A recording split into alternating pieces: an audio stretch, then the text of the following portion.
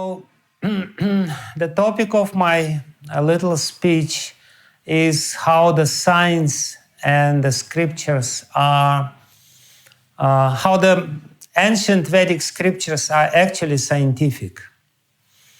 Because the tendency in the modern world and among the modern people is to say that this is all superstitions, this is all some stories from the past, but we are modern, we are rational people, and because we are rational people, we need something else.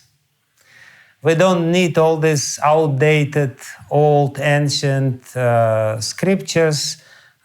They will not help us in this day and age when we have to deal with all these complicated problems, so on and so forth. So I definitely, this is Purva Paksha, how it is called in the scriptures, the opinion of the opponent. And I will try to answer this opinion, which is quite widespread. First of all, by sharing my personal experience. As you rightly said, I was doing my PhD degree, my postgraduate studies in the science when I first encountered Bhagavad-gita and spiritual knowledge described therein. And my immediate impression was very peculiar, and I wanted to share it with you.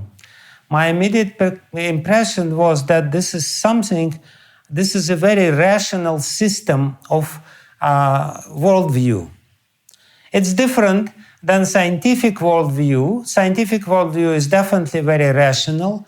It's based on the intelligence and on the rational premises, rationally acceptable premises. And after dealing with these premises, it's more or less rationally evolved. Here, when I first read Bhagavad-gita, I could see that Bhagavad-gita presents a completely radically different point of view, but nevertheless very rational. The premise is, of course, different. The initial premise of the science is that, we don't know if God is there or not there, and actually we don't care. Most probably he is not there, something like this. I'm not formulating the exact premises of the science, but basically they say we cannot know about this, therefore we only deal with something which we know for sure. This is the matter, this is the subject matter which we can know, so let's deal with something which is perceivable, something which we can manipulate with, something which we can know, and whether God exists or not is ultimately irrelevant. That's more or less the point of view of the science. Some scientists do believe in God, most of the scientists don't believe in God, but the initial premise is that whether God exists or not is irrelevant because we cannot know for sure. We cannot really take God and study him under the microscope. Or we cannot take a huge telescope and, by looking in this telescope, find out where God exists. So the scientific methods, they failed when it comes to the concept of God. Concept of God, by the very definition, is against the scientific methodology. So science doesn't know how to deal with God. So therefore they say, it's irrelevant. Let's develop what we can develop. And they develop a very beautiful and very impressive, structure of the modern science. It's definitely very impressive. Every one of you probably has some smartphones, and it's impressive. You push in the button, and the whole universe is for you there. And you can spend the whole day just by pushing the buttons and imagining that this is all under your control. So, but coming back to my initial impression after reading Bhagavad-gita was that it's a very beautiful rational system based on a different premise. And basically, if you take the premise that there is God and He's not irrelevant, He's relevant, He is not a remote cause which might have been involved in the creation of this universe, but has nothing to do with the universe as such and the affairs of the universe, because there is physical laws and everything is determined by the physical laws. If we don't take this premise and take another premise, that God is there and somehow or other He can influence the situation in the material world. He is not powerless, despite the existence of physical laws. And actually, perhaps I can mention this in the course of my little talk, is that modern physics allows the influence of God despite the very determinate nature of the physical laws. Yes, physical laws are there, they work, but nevertheless, there is a room for God's involvement in our day-to-day affairs without violating the physical laws. But let's put it aside. What I'm telling now is that I saw the rational system developed from the different premise. And as you know, you perhaps studied geometry, and in geometry there are axioms. And if you take certain set of axioms, you develop one system of geometry, Euclidean, how you call it, geometry. But then there are some other systems of geometry. You change one premise, just one premise, and you have the completely different system which actually works. In certain scientific fields, you cannot really deal with these fields or solve the problems of these scientific fields by using old Euclidean geometry. You need to use Lobachevsky geometry or some other systems of geometry. So what I mean to say is that scientific system requires that you have some premises, and premises are not provable by definition. You know, you cannot prove the axiom because axiom is the basis for any other mathematical proofs. But taking these axioms, after that, you're very rational.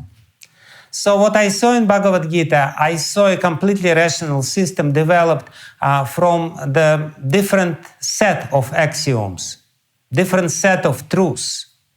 That God exists, that God is powerful, that God can be involved in this life. But after that, after these premises, everything else was very logical and very scientific. And actually, and for some time in my own life, what happened, I was very steeped in the scientific worldview. I was very good at schools, I was good in university, I, was postgraduate student, I was going deeply into it. So I had a very comprehensive worldview. And here I encountered completely different worldview. The worldview of Vedic scriptures, the worldview of Bhagavad-gita, the worldview of Srimad Bhagavatam, the worldview which Srila Prabhupada presented to us. And there was an internal conflict, severe internal conflict within my heart. I was asking myself, what is true? This is true or this is true? And that lasted for a long time. I don't remember exactly, but it lasted for months and months and months, when I was kind of looking in the world and asking myself, what is true? What is the understanding? Which understanding is more correct? The understanding which I had before, while looking in this world, that everything is just by the movements of the molecules, and there is actually no intelligence involved. Everything just evolved gradually from very simple structures, and ultimately it was created, the human beings were created and everything else. So I was, I knew this system and arguments very well. And here is completely different worldview where Darwin is not correct.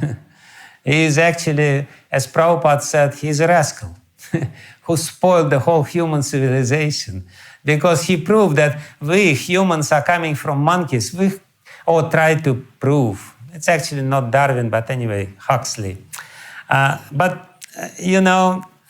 These two worldviews clashed within my heart.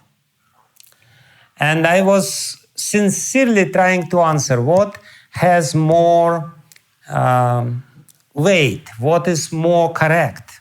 And ultimately, I had to admit that scientific point of view is not so scientific.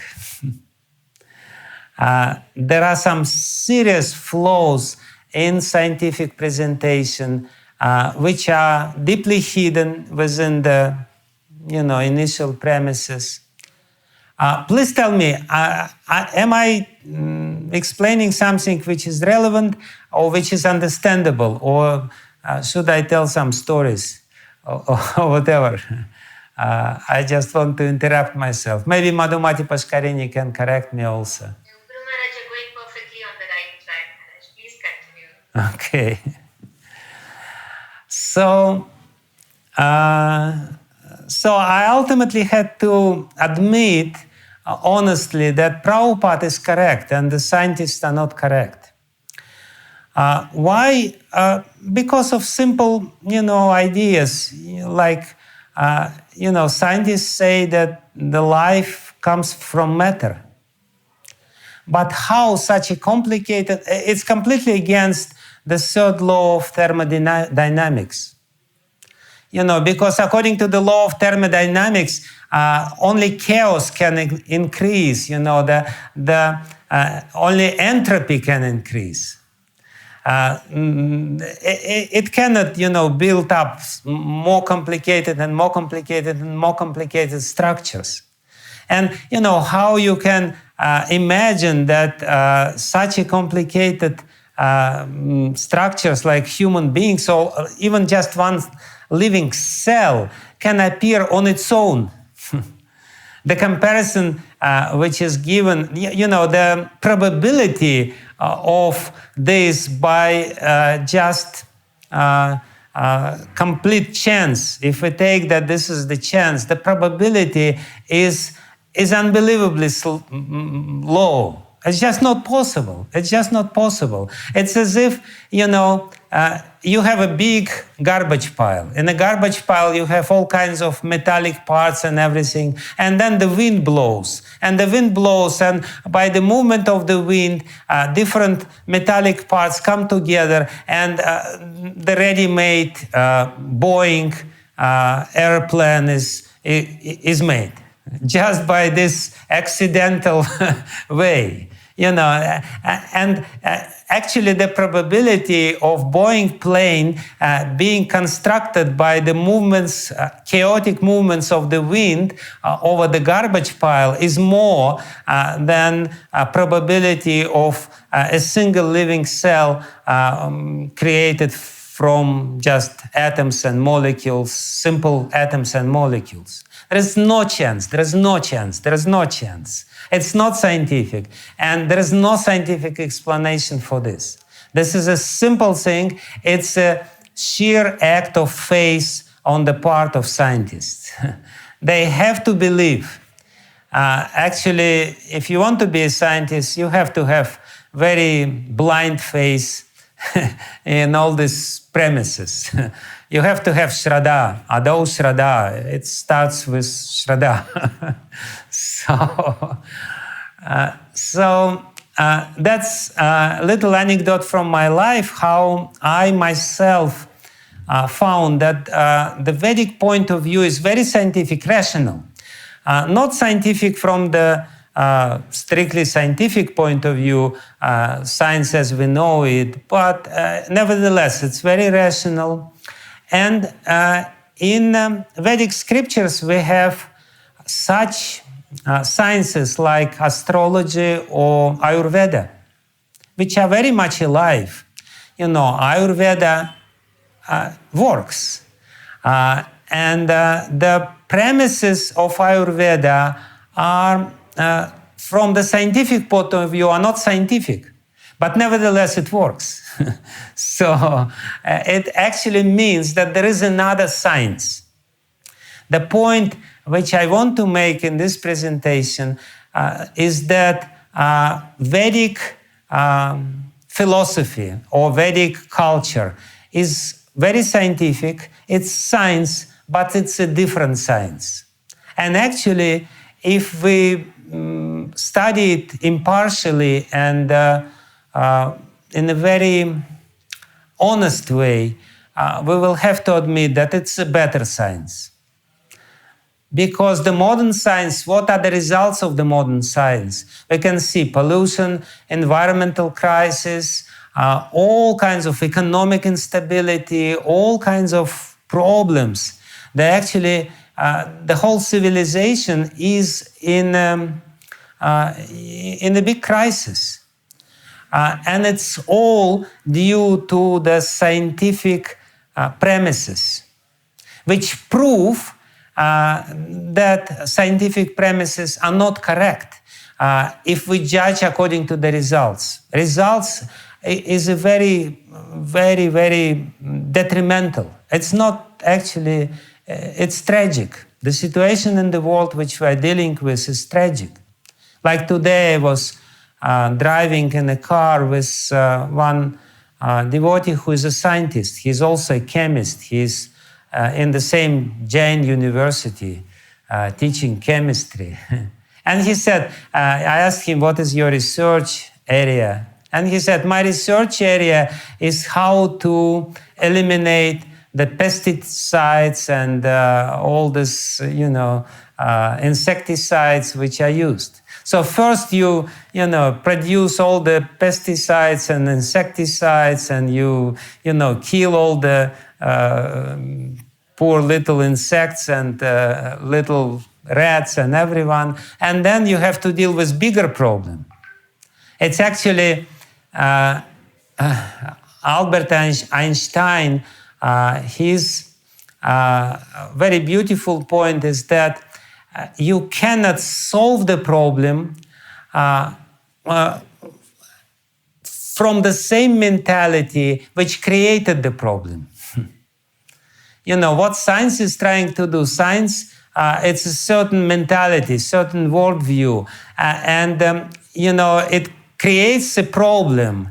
And then you try to solve this problem created by this mentality, by the same mentality. So what will be the result? The result will be bigger problem and bigger problem. And you will try to solve it and solve it again and solve it again. And there's no end to it. It's just vicious circle. So there is much more harmonious and user-friendly science, which is Vedic science. Vedic science is user-friendly. Modern science is actually demoniac. It's not user-friendly. It actually creates or develops the demoniac traits within the users of this science, of the advantages of this science. This is what we're dealing with. So, coming back to the whole Vedic science, we have sciences in the Vedic culture. Ayurveda is a science, proved science that it works. There is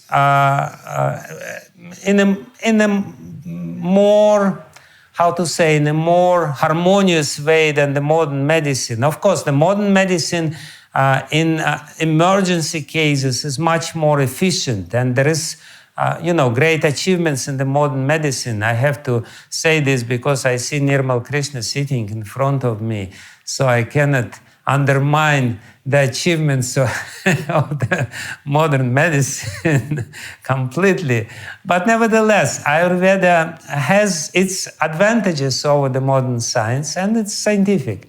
You have Jyotish, which is also scientific in its own way, And many times it's being proved that, if you know the science, then you can predict accurately. Like this pandemic was predicted even by a small boy from Mayapur, this Abhigya Krishna. He 1 year before pandemic, he published in his blog, he's 11 years old, a young, bright astrologer from Mayapur, a devotee. And he said there will be pandemic at the end of 2019 and 2020. And he was correct, and if we look at this, so what I try to prove is that there is a different science, that Vedic science is a science, but it's a different science. So what is the difference? What is the difference in approach? Why do we have completely different approaches to the reality? The science is trying to study the reality, to understand what reality is in real sense. And the Vedas is also trying to study the reality. So what is the approach? What is the different approach? If we see the structure of the modern science, we have the foundation. What is the foundation of the modern science? It's mathematics. So first you have to compute, you have to understand, this very abstract science, and that's the foundation of everything else. After mathematics, you have physics. After physics, you have chemistry. After chemistry, you have biology. After biology, you have molecular biology. Or after chemistry, you have molecular biology, biochemistry, and then you have biology. And after biology, you have medicine. And after medicine, you have sociology. And after sociology, you have politics, and after politics you have economics or whatever, and then at the very end of it you have philosophy, and at the very end you have religion. So that's the foundation of the modern culture. You have mathematics as the foundation, math as the foundation. Therefore, everyone has to know mathematics, no matter who you are. Whether you study economics, or you study sociology, or you study politics, you have to know math in the modern culture. Without mathematics, you're nobody. You're not scientific, basically. So we have mathematics, and it's considered to be very rational and strictly scientific, and everything else is developed from this. And, on the remote end of this structure, you have philosophy and religion. And if we take the Vedic science or the Vedic structure, the structure of the Vedic culture, what we will see? We will see that the foundation of everything is religion. The spiritual knowledge. And then from spiritual knowledge you have philosophy. From philosophy you have politics, Artha Shastra. From Artha Shastra you have also economics, Artha Shastra. And then you have biology. And you have the same sort of edifice, the same sort of structure, but turned upside down. So it's the same. As Prabhupada explains very beautifully in the 15th chapter of Bhagavad-gita, what is this material world? This material world is the reflection of the spiritual world. It's like Lord Krishna explains that this material world is like tree with the branches growing down and the roots growing up. So Prabhupada explains that we all have seen such strange trees with the branches growing down and the roots coming up. That's the reflection trees. The trees, when you stand on the bank of a river and you see the reflection of the tree, the roots are, up there and the branches are down there. So the science is this reflected tree of reality. And because it is a reflected tree, it has reality. It definitely, it gives you some sort of understanding of what reality is, some sort of understanding of the truth of this world. And therefore it works to a certain limit. But because it's all upside down, it ultimately doesn't work in a bigger sense. The Vedic understanding is very simple. There is God. Otherwise, how you can explain the existence of this world? This is a logical proof of God. Nyaya Shastra explains that, everything which we see has a creator. Whatever you will take, it was created by somebody. And it means that the whole world also has to have a creator. It's logical. Of course, any logic is not very consistent. You can disprove this logic. But in any case, it's a very logical premise. If we see the world with all the complications, all the complexities, not complications, complexities of the world, with all the beautiful things, with all the harmonious structure. Actually, Krishna says this in Bhagavad-gita when he says, Matah parataram nanyat kinchid asti dhananjaya. There is no truth superior than me. And then he says that everything is like the pearls which are placed in the... everything is based on me as the pearls or the necklace is based on the thread. So Lord Krishna says how you can understand the existence of God. You look at your neck beads or any other bead or any other necklace. You don't see the thread, but you can understand that the thread is there. Why? Because all the little pearls or little beads in this bead, they're together. They're not flowing around. Otherwise, if there was no thread, what would happen with the beads? The beads being, separate parts, they would just, go this way or that way. There would not be harmonious interaction or even connection between the threads.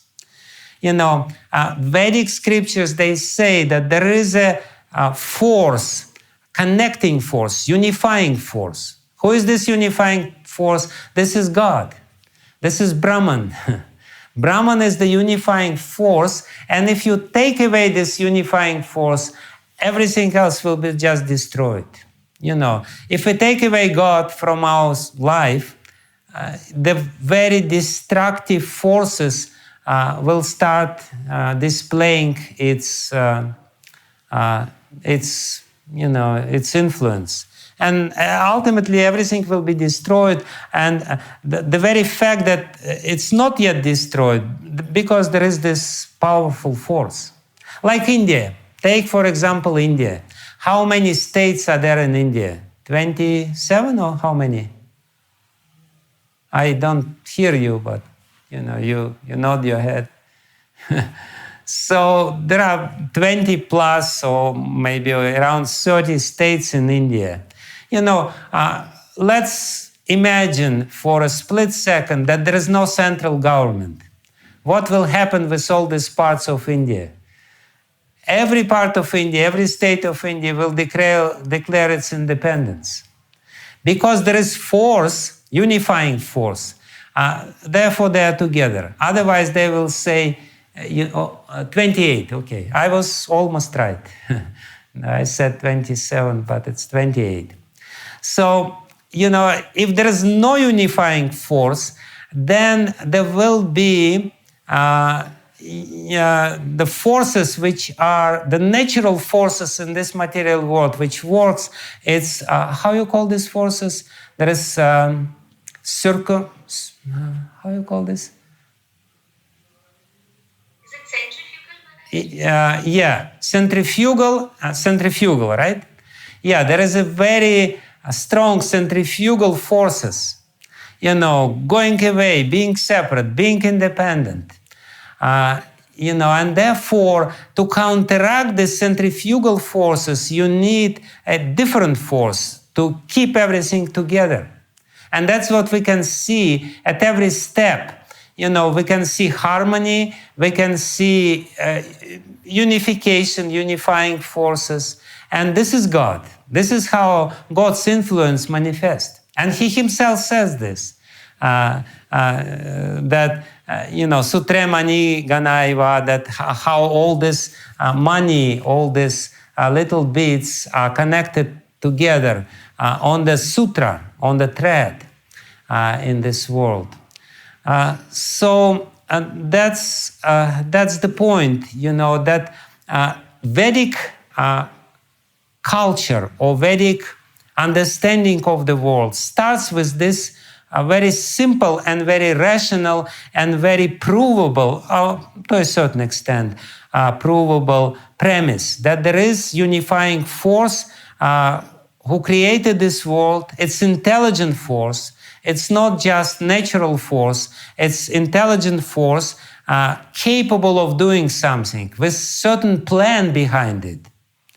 Because this whole creation cannot be just by chance. There must be somebody with great intelligence and with desire to create this. Otherwise, why would it exist? And then from this premise, which is a religious premise, you work out everything else. You work how to behave in this world. Therefore, you get ethics. You work out the philosophical implications of this premise, which is philosophy. You work out the politics, economy, and then ultimately you work out the biology, chemistry, physics, and mathematics. There is Vedic mathematics. But according to the Vedic science, mathematics is the remotest part of the culture. You need mathematics for some calculations. It's practical, you need it, but it's not the foundation. Just have in mind these two worldviews and understand that they all have some right to exist. They all have some advantages and disadvantages, but ultimately one is false because it has the false foundation. It's not the numbers which is the foundation of reality. It would be very strange if the numbers, completely abstract concepts, would be the foundation of very concrete and tangible reality. It's God who is very concrete and tangible, who is the foundation of reality, and just develop the science from this point on. So again, I'm very happy that you are studying this beautiful knowledge and science with Madhumati Pushkarini, that you're together, that you're doing this. I was trying to explain how the Vedic culture is developed from this foundational understanding that God is there, and how it, created a very beautiful scientific worldview, which is very rational. And we have opposite to this is the modern scientific worldview, which is also very rational, but not very harmonious at the end of the day. Anyway, I finished my talk. I don't know if you could relate to it or not. Please let me know, and I'll try to correct myself if necessary. Thank you, Maharaj. I'm sure actually children have some questions, and I request them to start typing. If not, I have questions here with me, which they have sent, some of the children. So we can start asking. Otherwise, children can start typing questions on the chat box. Maybe they can raise their hand. They can also raise their hand, yes. And Ayunisha is going to take care of that. Ayunisha, so please take care of this. If anybody has, you can start raising your hand. I would love to see all of you. I don't know how to do this. We have to do this. Will you please, Sudhir Gopal Guruji, please can you put it on the grid mode so all children are there? Yes.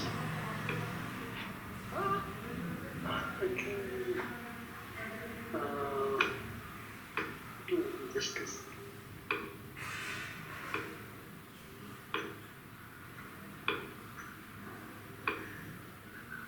Request all children to kindly turn on their videos since Guru Maharaj also wants to see you all.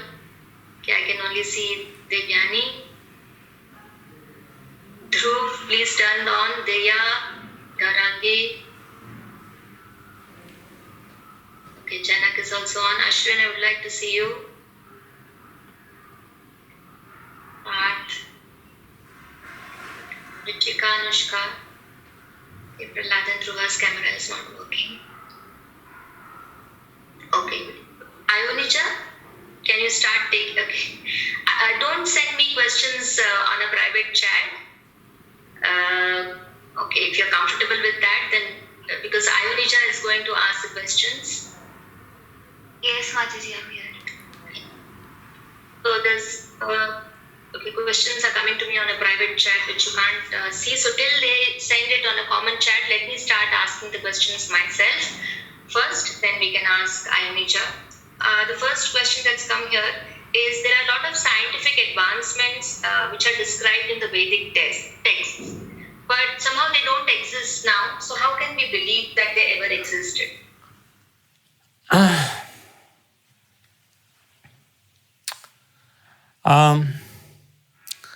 See, the very fact that all the scientific discoveries of the present day somehow or other described even before, before they were discovered, also, proves something. Of course, you can say that this is just imagination, wild imagination, but, if we can if we read Mahabharata, for example, or Ramayana very carefully, we will see that, whatever is described there, this modern science more or less, is doing now. So how can we believe? I would be radical enough to say that you don't have to believe. If you wish to believe, you may believe. If you don't want to believe, you don't have to believe. But there is enough scientific achievements of the Vedic age which exist even now. So many different things which do exist. Yoga exists, and people who achieve higher stages of yoga, they manifest some mystic power, and it's a very scientific system how to develop this power. And there are people who know this. If we take also Sanskrit, the whole science of phonetics in the West was developed when Western linguists who study languages, they discovered Sanskrit. And they were amazed because there was nowhere else, in any country or any other language, there was no this completely scientific understanding of how you pronounce the words. And moreover, the Vedas, they not only say or explain how to pronounce the words properly, they say that the sounds of Sanskrit are very powerful mantras, that they have special power invested in them, and if you perfect this power, then you can manipulate the material energy. And it works to a certain extent even now. People chant mantras, and by chanting mantras, like for example, I live in Vraj in Vrindavan, and there are still some people who are snake charmers, and they chant a mantra, and by chanting this mantra, some snake mantra, which they perfected through certain procedures, they can cure you from the snake bites. It's something which exists now. Of course, it's dwindling. very quickly. And very soon you will not have those people who know this art because it's more subtle art. But what I want to say is that you don't have to believe in something which you cannot see, but there is enough scientific achievements of this Vedic science even now, luckily, which we can see. The yogic powers, this powers which people acquire by chanting certain mantras, the Ayurvedic achievements, like, Ayurveda can cure sometimes incurable diseases. And nobody can understand how they do this. Meditation, this meditation discovers the power of the mind. And this power of the mind, which was known to the people of the ancient India, influences the matter. Basically, why all these achievements are not visible now, because there is no people who can use this, because for that you need somebody with very concentrated and very powerful mind. And people nowadays, they have very weak minds. And all these gadgets, they basically fragment our minds and made us very restless and inattentive and deprive us of this power of the minds. You can only manipulate or do all these things which are described there if you have powerful, very concentrated and very pure mind. So don't believe in this. Believe in what is still there, and luckily for us, it's enough. In a couple of hundred of years, probably there will be nothing of this less. And people will doubt even these things. They will doubt that Ayurveda existed and that Ayurveda cured the diseases and that there were astrologers who could correctly predict certain significant events in the people's life and in the life of humanity. What can we do? This is the Kali Yuga, the age of degradation. Because when the people's mind became weak, manda sumanda matayo manda bhagya hyupadrutayate, as it is described in Srimad Bhagavatam.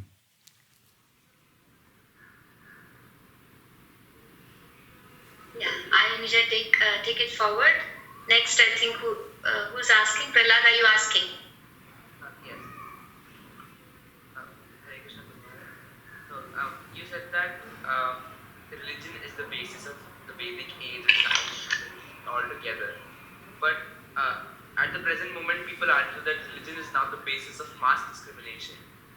For example, in India, there's a lot of discrimination on Hindu and Muslims.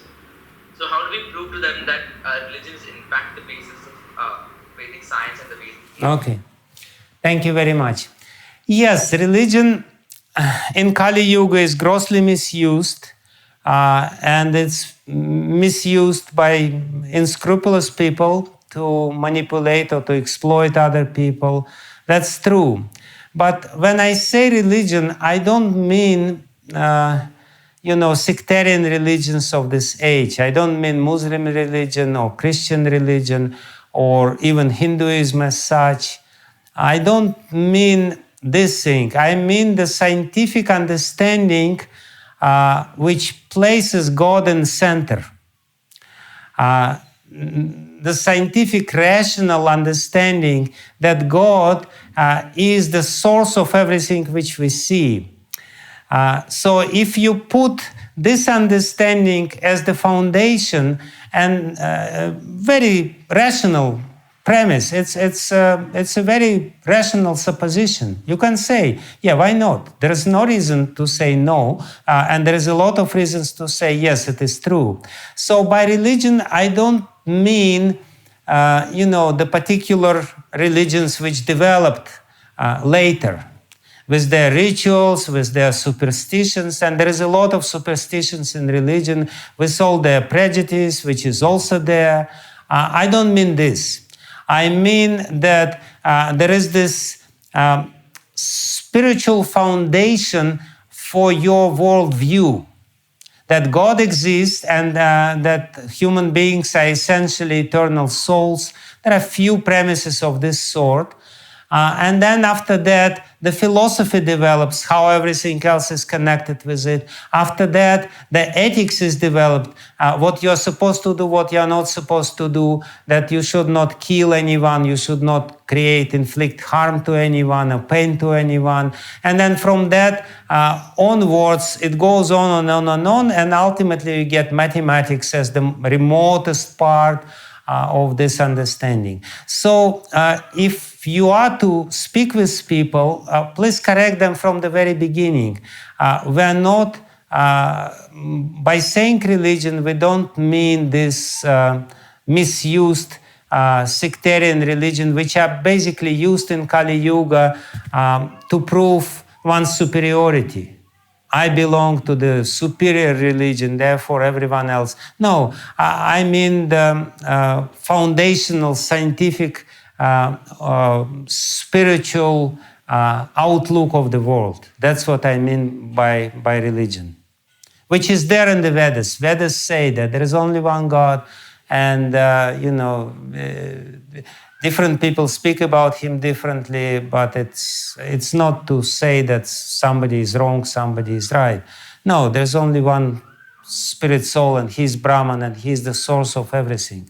Atato Brahma Jigyasa, Janmadya Syayataha. God or Brahman is something which creates everything, which maintains everything, and destroys everything. That's the science. By science, I mean Vedanta Sutra, basically. Logical understanding of the Upanishads, philosophy of the Upanishads, spiritual understanding. So, Guruji, I have a question that you earlier said that the one who, in the olden times in ancient India, the science and engineering were way above today's level. So, is it possible that the one who has perfected everything about the ancient science will be able to explain the theory about black holes and other stuff which science can't? Modern science. Yes, thank you very much for this. I can't answer this question very definitely, but what I can say is that there is a different method, altogether different method of studying reality. What science does, it takes a telescope or microscope. And what is telescope or microscope? To study the black holes, you can only use telescope and electronic telescope, and you can only use some mathematical sort of equations to try to understand what's going on. What is telescope? Telescope is the extension of one's eye. My eye has certain power of seeing, the telescope is the extension of the eye. It does not give you much more advantages than the eye. It gives you advantages of seeing something which you cannot see with the eye, but basically it's the same power. You don't see something which is completely different. So the Vedic scientists, how they studied the matter, they started meditating on the matter very deeply by concentrating the mind. And when you concentrate the mind on something, your mind takes the shape of the object which you meditate upon. And then you study this object within your mind, because you have the real object within your mind and you study it there. So the scientists, they look at the black hole from the telescope, and it's very bewildering. It's far away. They cannot really see exactly. They can only speculate what's going on. The yogi, if he wants to study or understand what is going on in a black hole, he will start meditating on a black hole. And this whole black hole will appear within his mind. This method of understanding, scientific method of studying the matter, is called yogija, the yogic way of studying. And in this way, the Ayurvedic doctors, they discovered the property of different herbs. They would come to a herb and started meditating on the herb, and the understanding of what this herb is all about and what is the property would appear within their mind through this meditation without chemical study of the herb. They didn't take the herb in the laboratory and try to analyze it very thoroughly and make the chemical analysis and say, yeah, this is what it is, alkaloids or sugars or whatever. No, within the mind, they would study the same thing, and through the intuitive, through samadhi, basically, through the concentration of the mind, they would understand the nature. So, answering your questions, yes, the yogis who know this science, they would give the answer. What is this black holes? No, black holes is not so difficult. What is this black matter? Because the science says that the 96% of the matter around us is black matter, which we don't even know what it is. But they would do it differently. The methodology would be completely different. So I have one last question. Yes. So what you just said, some scientists, or to be in general, modern science doesn't agree. So who's to say? How do we know that is modern science right or the Vedas? Yeah, ultimately, there is a principle. You should judge according to the results. What is the result of modern science? You have very impressive achievements of the science, no doubt about it. But at the same time, as a side effect of this, you have the destruction. Krishna says about this in Bhagavad-gita. He predicted it 5,000 years ago. He said, those people who say that there is no foundation of this world, that there is no God behind this world, they ultimately develop very destructive outlook of the world. The world starts being destroyed. And that's what we can see. There is ozone hole in our atmosphere. There is a pollution. The whole ocean is polluted. So much, the environment is destroyed. The greatest scientist of the last century, of 20th century, this Dawkins or whatever his name was, he said, the Earth is already finished. We have to find some other planet and make the expedition and go and occupy this other planet because we already destroyed the Earth. So Vedas existed for thousands of years. People lived harmoniously and happily with the nature, very scientifically advanced, very rich. India was the richest country in the world. Everyone was trying to plunder India. Why? Because there was the science of the Vedas. The spiritual science created material science. And that's scientifically proved, historically proved. So the science, the modern science, which develops, for last maybe 100 years, already destroyed the Earth. For thousands of years, Vedic civilization was there with very impressive, achievements, and there was no destruction on the same scale as we have now. But then again, we're talking about the results, which are, I guess, not good. Yeah. Right? Yeah, we're looking at the results which are not good. Answer to ask question. Okay. Thank you. Okay. Yeah, go ahead. Yes, Mataji. I just wanted to say a fact that in Hanuman Chalisa, like it's scientifically proven also, like in Hanuman Chalisa, the first line is Yuga Sahasra Yojan Parvanu. So that says the distance between the suns.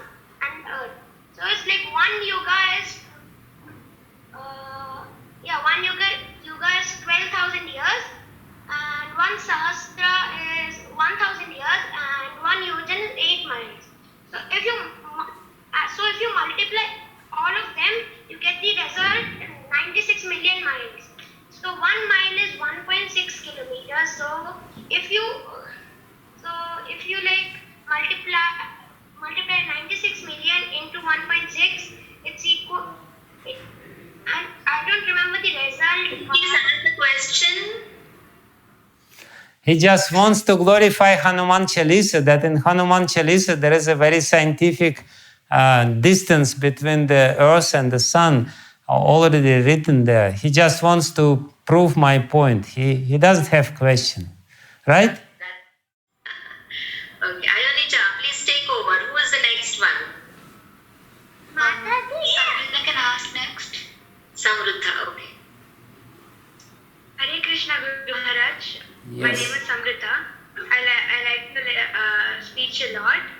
My question is that is it possible to follow the Vedic thing as the base even in Kali Yuga? Even now, can we follow like that?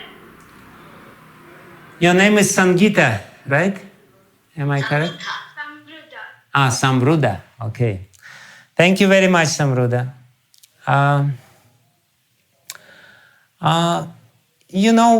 We can follow the essence of Vedic way.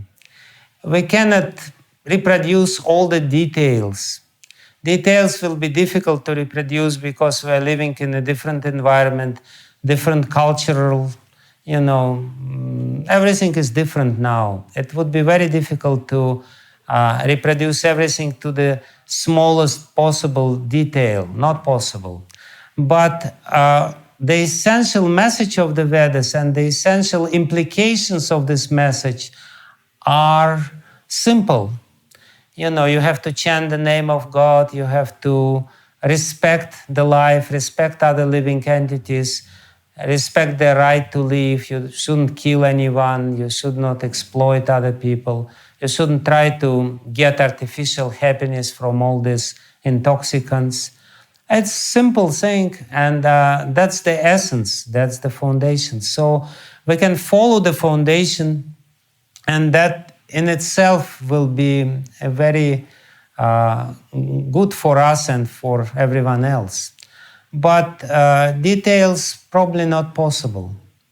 We are too far gone. We are living in Bangalore in 21st century, using smartphones and internet and Zoom.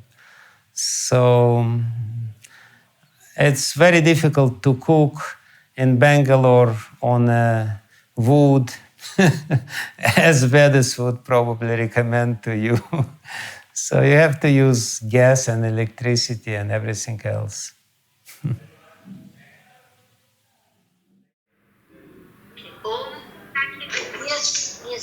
Yes, Maharaj. Hare Krishna.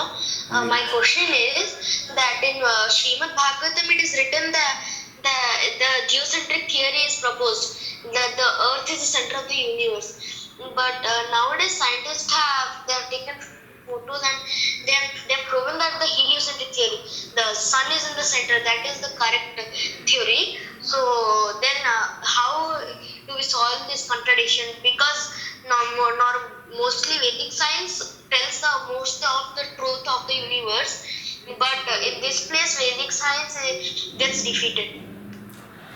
Not really, because there is Siddhantas, the astrological books like Surya Siddhanta and some other Siddhantas, written in a very ancient time, way before the heliocentric system of the modern science was developed in the West. And the heliocentric system is proposed in the Siddhantas. What we see in Srimad Bhagavatam, we see a different view altogether on the universe. From the scientific point of view or from the Siddhantic point of view, the view of this ancient astronomy, Vedic astronomy, the universe is heliocentric, or at least our solar system is heliocentric. But Srimad Bhagavatam is not contradicted to this. It's easy to see contradiction. It's more difficult to understand how to reconcile the contradictions. And in the minds of ancient people, there was no contradiction between the Puranic world of view, which is reflected in Srimad Bhagavatam, and Siddhantic point of view. They knew how to reconcile this. Like, for example, when Srimad Bhagavatam says Bhumandala, usually people translate it as earth, Bhu. But Bhumandala is not earth. Bhumandala is the plane of ecliptics, which is there in the middle of the universe. And then the sun, the movement of the sun.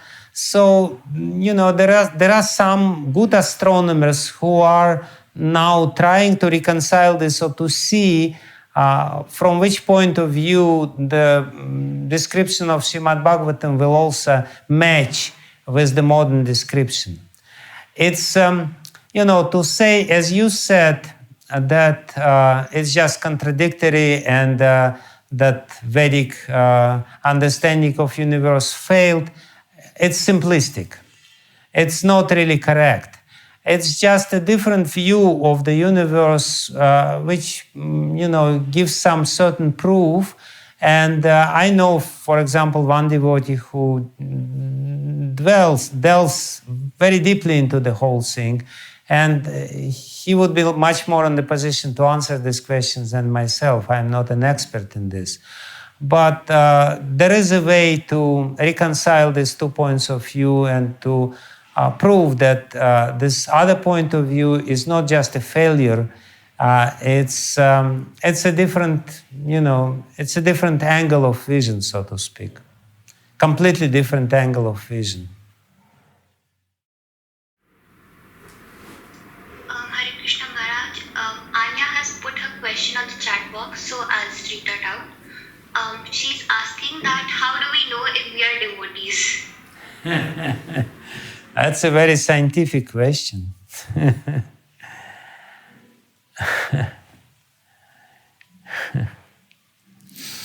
Well, in this beginning of 16th chapter, Lord Krishna speaks about two natures of living entities. He says that in this material world there are living entities of two natures. One is demoniac, Asura Sampat, and another one is godly, divine, Daivi Sampat. And he says that, Arjuna, you are lucky because you have this Daivi, divine nature. And he describes certain qualities which are inherent to divine people, or people with divine inclinations, and ultimately to the devotees. He says, Abhayam Sattva Samshuddhi, and he lists many qualities of this sort. So you can look at the list of these qualities and see if it fits your description. The second quality, Sattva Samshuddhi, is desire to purify one's existence. As devotees, we are trying to lead very pure life, and we don't like dirty things. So that's in itself is a good sign that we are on a safe side, so to speak. That we have some devotional inclination. We may not be devotees 100%, 100%, but we are aspiring devotees, no doubt about it. We chant the holy name, we try to associate with devotees. And actually, Lord Chaitanya, he gave a very beautiful definition. If you want to hear his definition, he said, Asat Sangha Tyaga e Vaishnavachar. Who is Vaishnav? Who is a devotee? The one who doesn't like to associate with asat, with not very good people, with evil people, evil-minded people, with all these people who are engrossed in sense gratification and trying to inflict pains to others. So if we avoid this in our life, in our internet travels, try to avoid this, asat, influence of bad things upon us, it means you are devotee according to Lord Chaitanya. So that's his definition. Thank you so much, Maharaj. And I'm I'm sure that Anya has got her answer. I would next like to request Om to unmute himself and ask his question. Om already asked. Oh, okay. He has raised his hand, but No, Om has okay. now. Then Jnanaditya. Yes. Actually, my question is, what is the difference between Vedic science and normal science? The entire Ramayana and she's asking. Okay. So I think, Gagana, you listen to the class once again. Guru Maharaj has just described all of that. Yes, so we'll go for one last question, which says that we see sometimes so-called karmis, even atheists, they're very kind and well-behaved in the society. They're very friendly and helpful. So how do we understand them from the spiritual point of view? The people who are not spiritual, but they have good qualities. How do I understand this?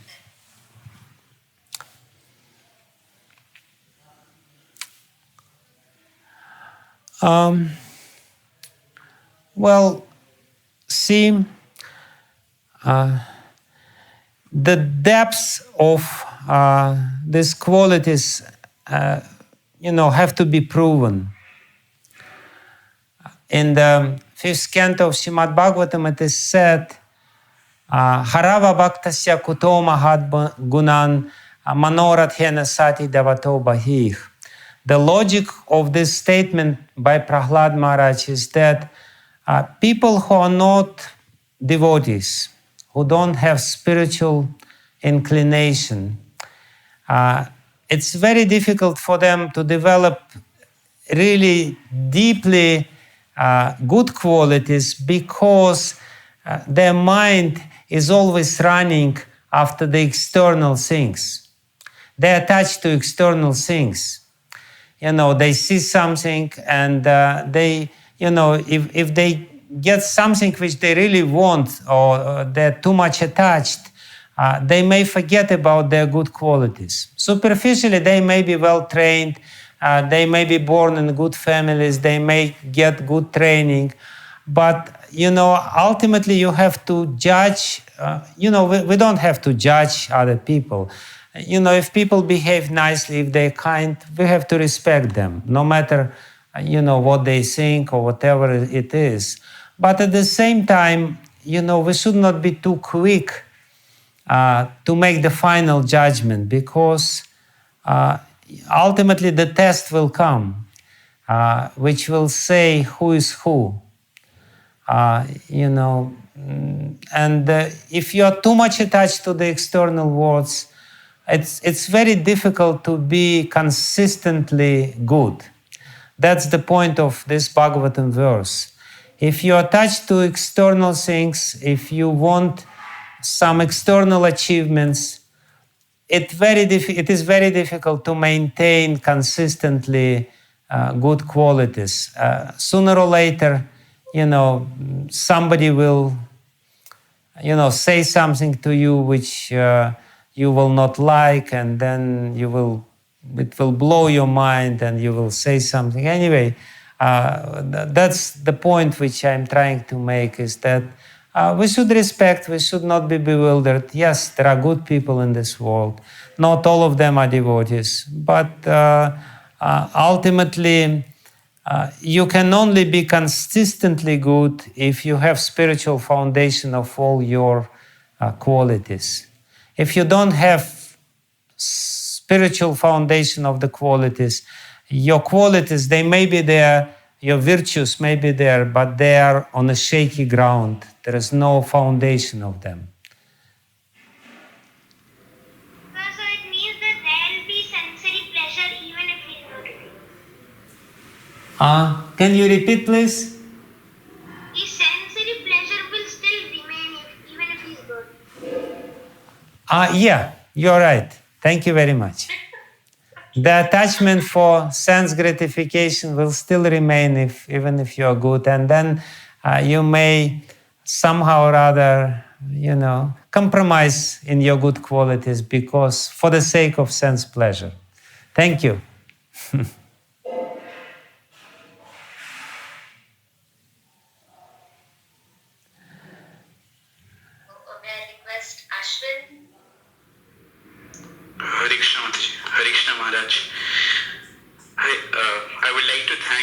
for giving a wonderful lecture on how to develop faith in scriptures in the 21st century. It has been very informative, and I'm sure many of us started having faith in scriptures already. Some of the most interesting points that I felt were like how Vedic philosophy is very scientific, but it's not the mundane science we understand. And like maths is the basis of everything in modern world. Religion is basis of everything in the spiritual world. It is like the inverted reflection of the spiritual world.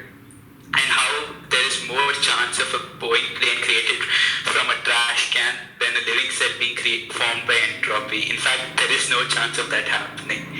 Finally, I would like to thank the gathering here for giving a very patient listen and an interactive response. Thank you very much. Thank you very much, Ashwin. And I actually wanted, Madhumati Pushkarini told me that I should engage you somehow or other in some activities, but I failed to do this. I am sorry. But I'm happy that you appreciated some of the points I made. Thank you very much, Guru Maharaj. You have very beautiful... platform. You have engaged us so wonderfully. Thank you very much. We do hope to get a chance where all the children can come and sit in front of you and listen to you speak. Oh, that would be wonderful. That would be wonderful. I would be happy. Thank you very much. Hare Krishna.